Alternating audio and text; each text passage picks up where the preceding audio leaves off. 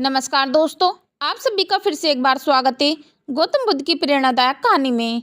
दोस्तों, इससे पहले कि आप इस कहानी में खो जाएं, हमारे चैनल को सब्सक्राइब अवश्य कर लें। एक बार एक बौद्ध भिक्षु भिक्षा लेने एक नगर में गया हुआ था और सारे नगर के लोग उसकी सेवा करना चाहते थे, क्योंकि उस समय बौद्ध भिक्षुओं का बहुत ही सम्मान था। इसलिए जिसे भी पता चला दौड़ दौड़ कर उस भिक्षु के पास पहुंचा। उन्हीं में से एक वेश्या भी थी, जिसने उस भिक्षु के बारे में सुना तो उसे देखने चली गई और जैसे ही उसने उस भिक्षु को देखा वह देखती ही रह गई। उसने उस भिक्षु के पैर पकड़ लिए और कहा, मैं एक वेश्या हूँ और कोई भला आदमी मेरे द्वार तक नहीं आता, इसलिए मैं ये चाहती हूँ कि आप मेरे अतिथि बनकर मेरे साथ चले, ताकि कुछ दिनों में भी आपकी सेवा कर लूँ। असल में वो वेश्या उस भिक्षु पर आसक्त थी। उसने आगे कहा, हे महात्मा, मैं भी कुछ धर्म कमाना चाहती हूँ और ये भी हो सकता है कि मेरे भी मन में कुछ ऐसी भावनाएं आ जाएं कि मेरा भी उद्धार हो जाए। सभी नगरवासी उस वेश्या की बात सुन रहे थे और इससे पहले कि भिक्षु कुछ कह पाते वे बोल पड़े कि तुम क्या कह रही हो? एक बौद्ध भिक्षु तुम्हारे कोठे पर कैसे जा सकता है? इससे तो भिक्षु को पाप लगेगा। नगरवासियों की बात सुनकर वेश्या ने कहा कि मैं इन्हें अपने पाप को निपटाने के लिए ही अपने साथ चलने को कह रही हूँ। उनकी बातें सुनकर भिक्षु ने कहा कि मैं अपने गुरु बुद्ध से इसकी अनुमति लूंगा, यदि वे कहेंगे तो मैं आपके साथ चलूंगा। ये सुनकर वेश्या ने कहा, मैं इंतजार करूंगी। इतना सुनकर नगर के सेठ ने कहा, हे महात्मा, ये पापी है, आप मेरे साथ चलिए, इसका कोठा आपके जाने लायक नहीं है। इतना सुनते ही वेश्या बोल पड़ी कि तब तो इस नगर के सारे अमीर पापी हैं, वे सभी मेरे पास आ चुके हैं। ओ सेठ जी, आप भी तो मेरे पास आते हैं, तो तुम पाप से कैसे मुक्त हो? तुम भी पापी हो।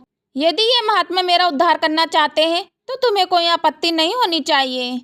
नगर का सेठ चुप हो गया और बौद्ध भिक्षु गुरु बुद्ध के पास अनुमति लेने लौट गया। गुरु के पास पहुंचकर उसने अपने साथ हुई घटना के बारे में अपने गुरु को जानकारी दी। गुरु के सभी चेले ये बातें सुन रहे थे और सोच रहे थे कि अब गुरु क्या कहेंगे। कुछ चेले तो सोच रहे थे कि अनुमति नहीं मिलनी चाहिए और कुछ ऐसे चेले भी थे जो चाहते थे कि अनुमति मिले, ताकि वे भी कल को किसी ऐसे स्थान पर रहकर कुछ समय बिता सके। गुरु ने सब कुछ सुनकर कहा कि जाओ और उस औरत का भला करो। आगे पाकर भिक्षु लौट गया और कुछ महीने बाद उसी औरत वेश्या के साथ लौट आया। उसी औरत के साथ आया देख सभी चेले आपस में कहने लगे कि देख संगत का असर। आखिरकार इस औरत ने अपना जादू चला ही डाला और अच्छे भले भिक्षु को संस्कारिक जीवन जीने वाला बनाकर अब शायद विवाह की अनुमति लेने आई है। लेकिन गुरु को पता था अपने चेले का, इसलिए गुरु उन्हें आता देख मुस्कुरा रहे थे।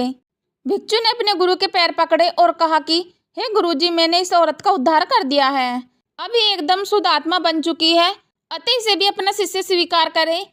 ये सब सुनकर सभी भिक्षु आश्चर्य में पड़ गए कि यह कैसे हुआ। चरित्र तो हमेशा बुरे के साथ रहकर अच्छे का खराब होता है। हमें बचपन से यही सिखाया जाता है कि बुरे के साथ रहकर तुम भी बुरे बन जाओगे। तब गुरु ने कहा, देखो इस भिक्षु को, जिसने मेरी आशा के अनुरूप कार्य किया, इस औरत के चरित्र को अपने चरित्र जैसा बना दिया, ना कि खुद को बदलने दिया। ये ठीक उसी प्रकार जैसे कमल कीचड़ में रहकर भी कीचड़ जैसा नहीं होता। दोस्तों, इसलिए मैं इस कहानी के माध्यम से कहना चाहती हूँ कि आपके अंदर यदि बुरे विचार आते हैं तो अपनी संगत बदल डालिए। अच्छे लोगों के साथ ही अपने आप को ढालने की कोशिश करें। जैसे आप बुरे विचारों का स्वागत करते हैं, वैसे ही अच्छे विचारों को भी अंदर आने दें, उनका विरोध न करें। जैसे ही आप अच्छे विचारों के लिए अपने मन के द्वार खोल देंगे, आप पाएंगे कि आप एक अच्छे इंसान बन चुके हैं। दोस्तों, आशा करती हूँ कि आप सभी को ये स्टोरी पसंद आई होगी, तो नीचे दी गई कमेंट बॉक्स में कमेंट करके अवश्य बताएं और ये वीडियो अपने दोस्तों को अवश्य शेयर करें। यदि दोस्तों आपने अभी तक हमारे चैनल को सब्सक्राइब नहीं किया तो चैनल को सब्सक्राइब और वीडियो को लाइक कमेंट अवश्य कर दें। चलो तो दोस्तों, मिलते हैं फिर नेक्स्ट वीडियो में नए ज्ञान के साथ। हम लेते हैं आपसे विदा। धन्यवाद।